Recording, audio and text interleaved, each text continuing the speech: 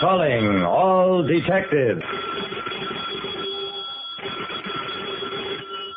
Old English customs, a cat, and a club. Those are the exhibits on this page from my casebook. The casebook of Jerry Browning, private detective. When you're a private detective like me, Jerry Browning, you always look for the guy who has too good a story.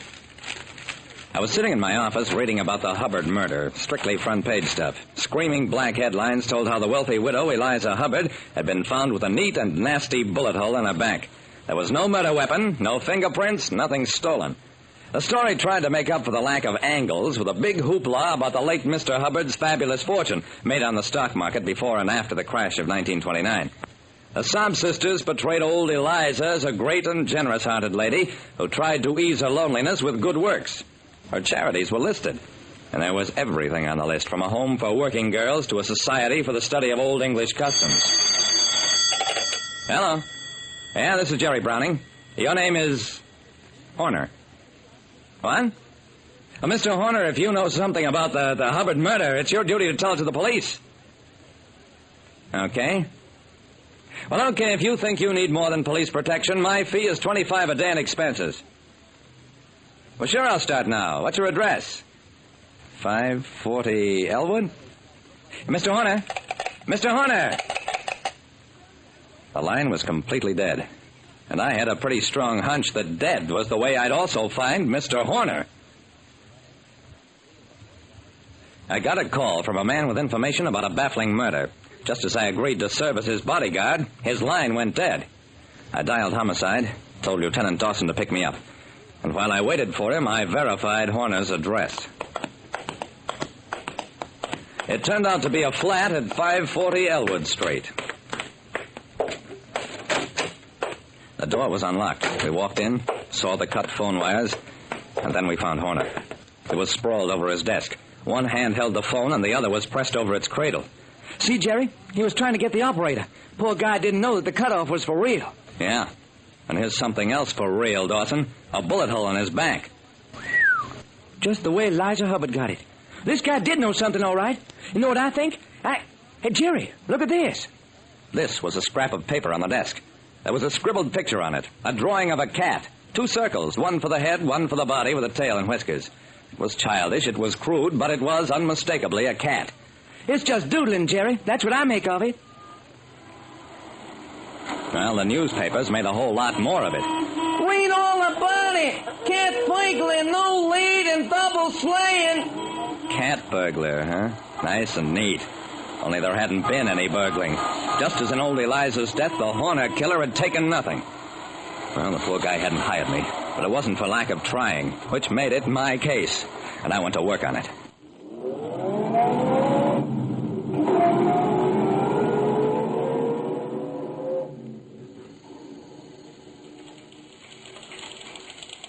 At the Mansfield Mercantile Company, where the dead man had worked, I talked to a Mr. Tucker. Shocking murder. Shocking, Mr. Browning. Anything I can do, count on me. I owe everything to Horner. He got me my job here as head bookkeeper on the strength of our both having belonged to the same club years ago. If there's any way you can help Mr. Tucker, I'll certainly let you know. Clark Mansfield, owner of the company, couldn't tell me much more than Tucker had. Horner's record here was spotless. He was a model employee and in every way a fine person. As for this cat burglar nonsense is what I think it is. I agree with you, Mr. Mansfield. Yet there is a very definite connection between Horner's murder and that of Mrs. Eliza Hubbard. Can you suggest any possible link between them? Mansfield frowned. I'm afraid not. Unless Horner was always interested in charitable and educational organizations. I understand from the papers that Mrs. Hubbard had somewhat similar interests. I stood up. Thank you, Mr. Mansfield. You've given me the missing link between the crimes.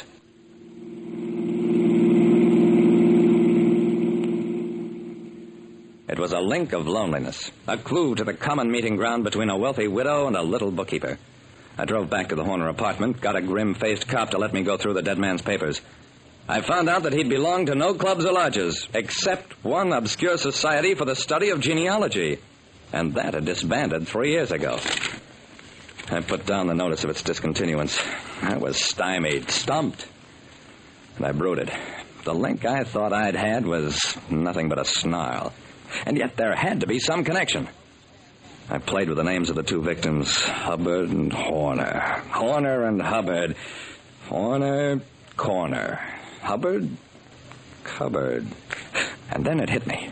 I grabbed up one of the photostats the crime lab had made of the cat drawing and drove to the office of Frederick Leland, the attorney for the Hubbard estate. Just one question, Mr. Leland.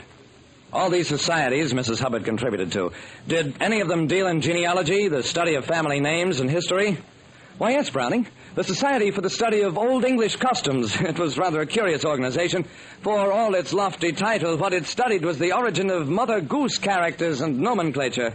That was all I needed. Now I knew who the killer was. Proving it should be easy.